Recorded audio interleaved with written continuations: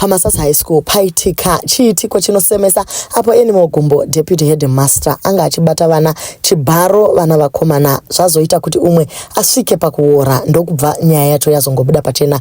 Welcome back to your channel. Please don't forget to like and subscribe. So masocialize akawanda vaposta pamapages avo vachiti mhuri yeZimbabwe paita nyaya inosuwisa. Pane boarding school iri kumberengwa inonzi Masasa High School. Pana deputy headmaster vanonzi Annie Mogumbo vaibata vana vakomana chibharo vachirara navo kumashure kubva mafomu 1 nemafomu 2. Saka zvakaitika kuti zvizozikanwa last week Wednesday pane mwana akatanga kuchema achiti ari kurwadziwa kumashure aiti kana achienda kutoilet oridza Mary, so chikoro chakaenda naye kuchipatara. Dr. achitarisa mwana wanike yezvo shure yese yakavhurika uye ine urwa. Then ndobva vanyatsobvunza mwana uyu kuti chii chaizvo. Mwana ndokuti deputy head vanotiita kumashure kwakutodoma vamwe vese vavanosiitwa navo. Tsamba yaiswa pazasi iri kutaura nezvaheadmaster vachinyorera vabereki vachiti ivo mukuru ava vatotiza nemhuri yavo hapana chavo chasara pachikoro. Zvisinganzwisisiki ndezvekuti pachikoro apa pane tight security, pana boarding master, headmaster namaticha vese vanogarapo. Pati zvinonzi deputy headmaster vakatiza kuswera nezuro ivo nemukadzi wavo. Mutsamba headmaster vari kuti mapurisa akanonoka kusvika akavawana vatiza. Vanogotiza seiko pachikoro pane security, pana boarding master, pane security pagedhi chaipo chaipo, ivo headmaster varipo. Vakabuda sei munhu wamunoziva imi kuti ane mhosva. Nyaya inosuwisa ndeyekuti mwana akangoerekana atoitiwa kumashure uye kana atoitwa ndozvega zvaanenge zvakumunakidza, so atovangochanika. Zvinotodzi vamwe vaiva vakutoenda vega kuti tauya kuzorarwa. Zvinhu zvinorwadza izvi guys. Masocialites ese nemapurisa nevamwe vanoziva zvemutemo tinokumbirawo guys kuti tibatane tibetserane kutsvaka mhondi iyi. Kuferefeta nyaya iyi kunofanira kuitwa zvizere zvakangoitwa panyaya Livingstone iya, nekuti tikangoti bwaika guys panogona kutongoregwa munhu achitobuda apa achitofamba achikontina nekuita hunhu hwake hweubere hwakadai. Vabereki vanenge vavimba kuti vadzidzisi mutori vaberekiwo imi motora vana modya. Zvinorwadza zvikuru.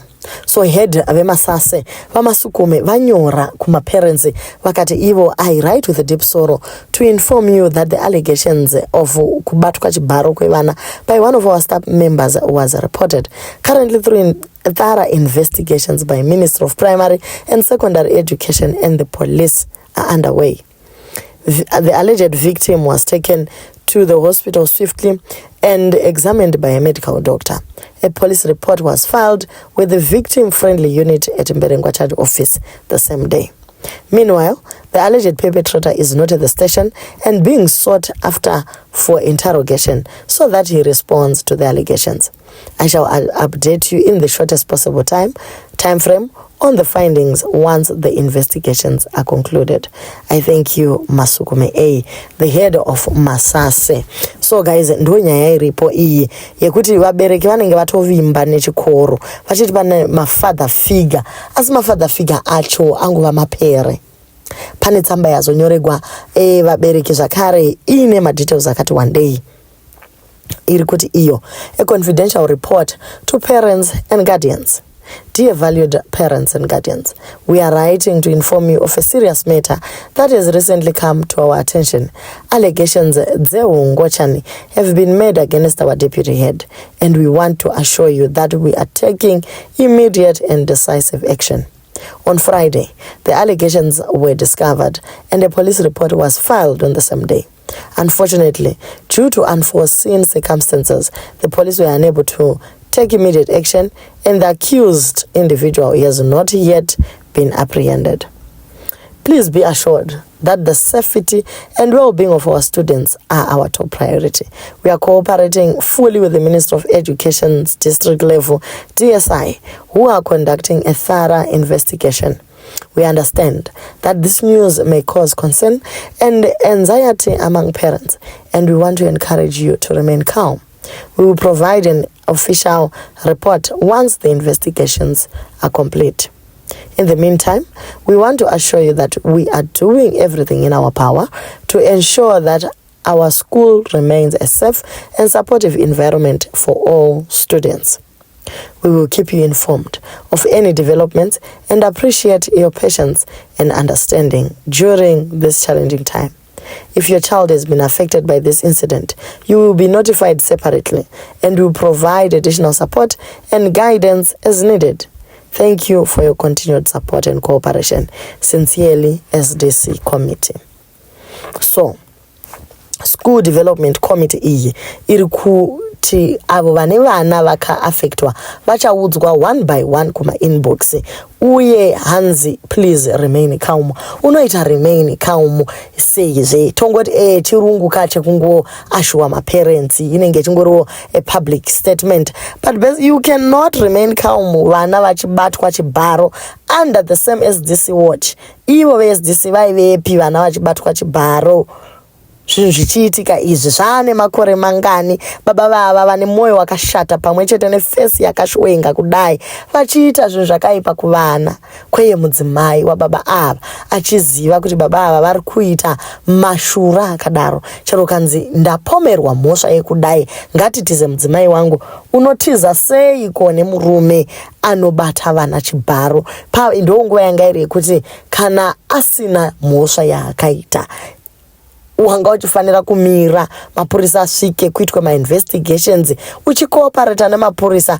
The fact yekuti wakatiza zvinobva zvaita kuti aiwa utori nemhosva, ende iwe semudzimai uchimanya nemurume muchindundurudzana muchiziva kuti baba vane mhosva yekukusiya iwe mudzimai mumba vachindobata kwete magirlfriend asi vachindobata vana vakomana. Aiwa zvinosemesa. Baba vanofanira kufira mujere. No mercy. Chero kai pane pardon yawe after 25 years haafaniri kana kupuwa any pardon for every count kubata vana chibharo kwaakaita. Every count anofanira kupuwa kana ka 19 kana ka 25 years by every count. Unobata vana vakomana zvinorwadza kusvika vana vatozosvika pakujaira kuti isusu tinonovatwa nahedhi vachitoziva kuti totobuda tonogogodza kuti aiwa isusu tauyawo kuzovatiwa. Chii chakadaro ichocho? At form 1 guys vana vane ma 13 years 14 years. How do you do that? It is very painful to us as parents. And isusu tisiri kuZimbabwe tinotumira vana vedu kuma boarding school so that they are safe and they can get an education without disturbing house chores. And to get this guys haiwa zvinorwadza. Zvikoro zvazara vanhu vanoshandira devil satani chai kainde kudira anofirako, ende manetizens ose ari kungobvumirana pamwe chete kuti aiwa baba ava havadeserve kufema mhepo yatinofema iyi etinoziva kuti hatina simba rekutora upenyu hwemunhu or anything like that, but baba ava havadeserve kufema mhepo yatinofema. Mukoma tinashe vati ivo vachieda 2 cents dzavo. There is a lot into the story as far as I'm concerned. Kubva pachikoro apa kuenda pa police station it's less than a kilometer. Saka mubvunzo wote akatiza sei iwo maticha headmaster ne security yakanga yakuziva pachasungwa vanhu vakawanda panyaya iyi. I'm sure deputy head hasi egaita madiri waya. There might be a lot of people involved. Masase high in a very tight security because they accommodate kids from as far as Namibia and Botswana. I know kuti chikoro ichi ndicha chitori pamaraini pangu, but nyaya iyi ndanga ndisati ndainzwa zvangu since ndisikukumba. But guys Masase hachizi chikoro chekutamba nacho. Zvinoreva kuti yes pane zvakawanda zviri kuitika. Zimbabwe yacho yatoshata guys. To think kuti taida kutoendesa vana kuboarding school kuma grade 5 uko todiko navo guys. Kujoni kunonetsa kugara navana kuZimbabwe zvevanhu vakuru vacho ndovobata vana.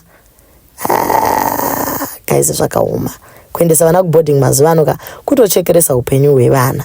Mwana anogona kutongopasa even pa government school. Vana vakungoda 0 centimeters apart nemubereki. At least misikanzwa inenge iripo matambudziko zvinongoitwa uripo iwewe wobva wangoti aiwa guys rega ndizvitsiurire mwana wangu.